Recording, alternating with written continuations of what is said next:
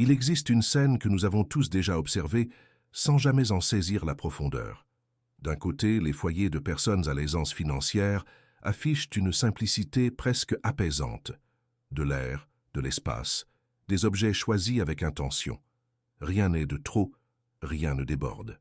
Et de l'autre, lorsque l'on entre dans la maison d'une famille vivant avec un budget serré, on découvre souvent des armoires qui ploient, des sacs rangés juste au cas où, des tiroirs remplis de choses oubliées depuis des années.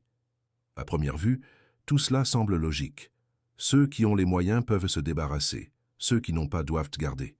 Mais si l'on regarde de plus près, quelque chose d'inattendu apparaît.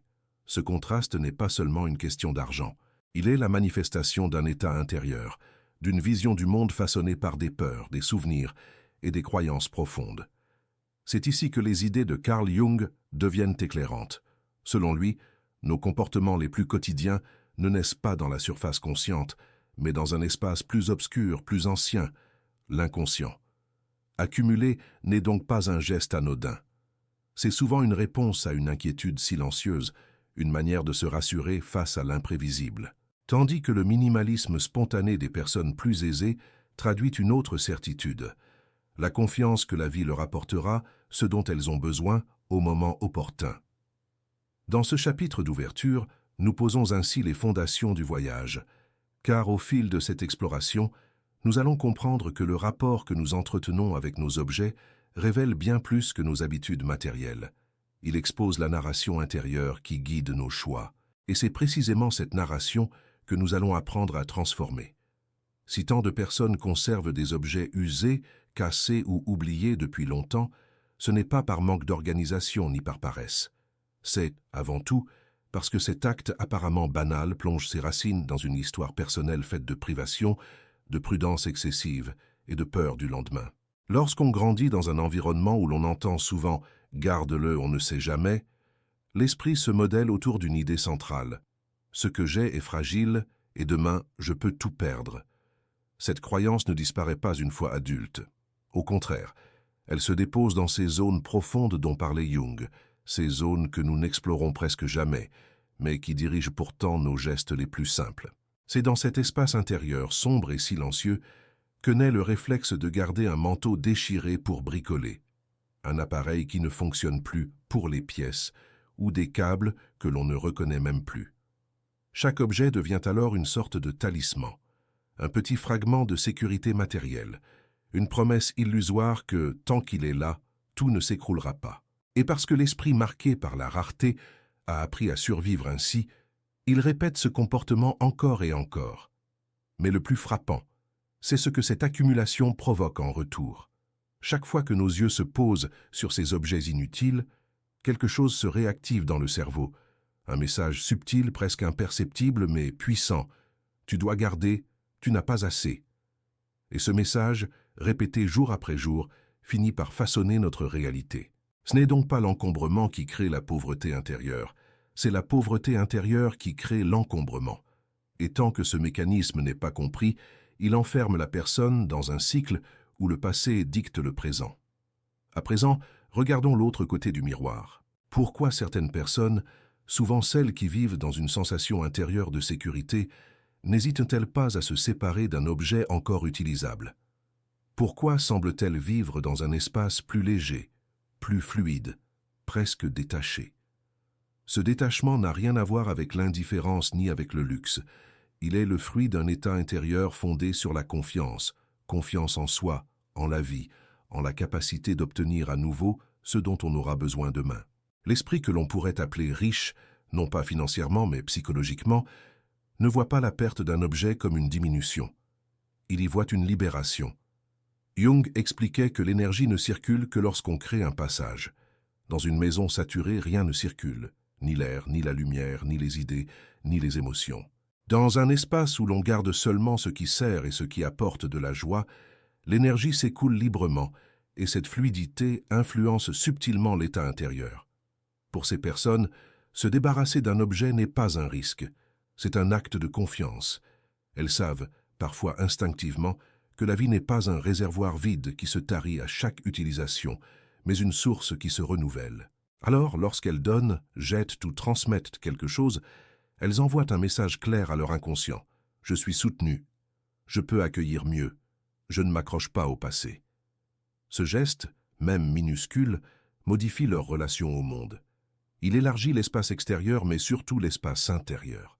Et cette expansion ouvre la porte à une nouvelle façon d'exister, plus confiante, plus ouverte, plus tournée vers l'avenir. Dans le chapitre suivant, nous allons plonger encore plus profondément. Et si les objets que tu gardes n'étaient pas seulement des objets, mais les traces visibles d'émotions que tu n'as jamais réussi à laisser partir? Lorsque l'on commence à observer son espace de vie avec un regard plus intérieur, une vérité surprenante apparaît. Ce que nous gardons n'est jamais seulement matériel. Chaque objet porte une charge, une histoire, parfois même une blessure. Jung rappelait que l'inconscient s'exprime à travers des symboles, et notre maison en est remplie. Pense à ces objets que tu n'oses pas jeter. Ce ne sont pas de simples choses, ce sont des fragments de toi. La petite figurine offerte par un ancien amour, par exemple, n'est peut-être plus qu'un bibelot poussiéreux. Pourtant, elle retient un morceau de ton passé, une déception, une nostalgie, un chagrin. Elle t'empêche parfois de tourner la page sans que tu en aies conscience. Ces piles de magazines ou de carnets abandonnés, elles ressemblent étrangement à ces projets que tu n'as jamais osé concrétiser. Elles ne sont pas un désordre, mais la matérialisation de l'attente, du report, de la peur d'agir. Et cet appareil cassé que tu promets de réparer depuis 5 ans, peut-être incarne-t-il un problème intérieur que tu refuses de regarder en face. Chaque objet inutile devient alors une petite encre qui te ramène vers une version ancienne de toi. Plus il y en a, plus tu restes attaché à un passé qui n'a plus rien à t'offrir. Et ta maison, au lieu d'être un lieu de renouveau, devient le musée silencieux de tes douleurs non digérées. Mais l'inverse est aussi vrai. Lorsque tu commences à libérer ton espace, tu libères quelque chose en toi. Ce n'est pas seulement une question de rangement, c'est un acte de soin émotionnel. Te séparer d'un objet, c'est parfois te séparer d'une histoire qui t'alourdissait.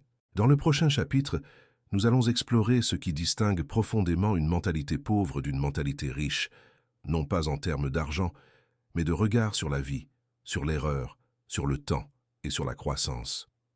À ce stade du voyage, une chose devient claire. L'encombrement n'est qu'un symptôme.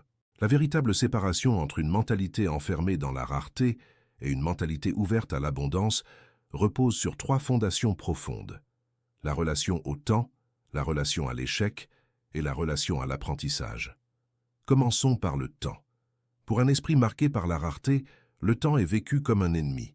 Il manque toujours, il file trop vite, il s'échappe. On dit « je n'ai pas le temps », tout en passant des heures à se distraire, à repousser l'essentiel, à éviter ce qui demande effort et clarté. Ce rapport crée une vie en réaction plutôt qu'en création. À l'inverse, l'esprit prospère perçoit le temps comme un allié précieux. Chaque heure peut devenir un investissement. Se former, se reposer consciemment, planifier, créer. Le temps n'est pas quelque chose que l'on tue, mais quelque chose que l'on cultive. Vient ensuite l'échec. Dans la mentalité de rareté, chaque erreur confirme une croyance intérieure. Je ne suis pas assez bon, ne. On évite alors le risque, on rétrécit sa vie pour éviter la douleur de tomber. Mais pour l'esprit riche, l'échec n'est jamais une preuve d'incapacité. C'est une information, un virage, un enseignement. On ne se dit pas « j'ai échoué », mais « j'ai appris ». Cette attitude ouvre des portes que la peur, elle, garde fermées. Enfin, il y a l'apprentissage. L'esprit pauvre pense avoir terminé sa croissance. Il reste figé dans ce qu'il connaît déjà. L'esprit riche, lui, reste éternellement élève. Il lit, il écoute, il observe, il pose des questions. Il sait que le monde change et que pour avancer, l'intérieur doit changer aussi. Ces 3 attitudes façonnent en silence notre réalité. Et dans le dernier chapitre, nous verrons comment les transformer concrètement. Un geste par jour, une pensée par jour, pour réécrire ton rapport à la vie.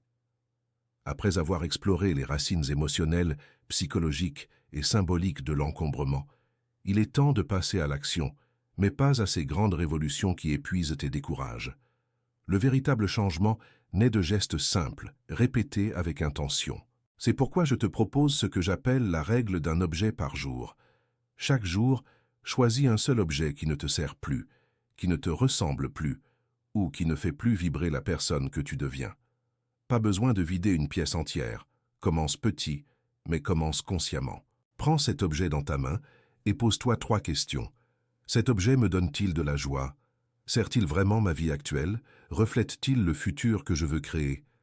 Si la réponse est non, alors remercie-le intérieurement et laisse-le partir en le donnant, en le recyclant ou en le jetant sans culpabilité.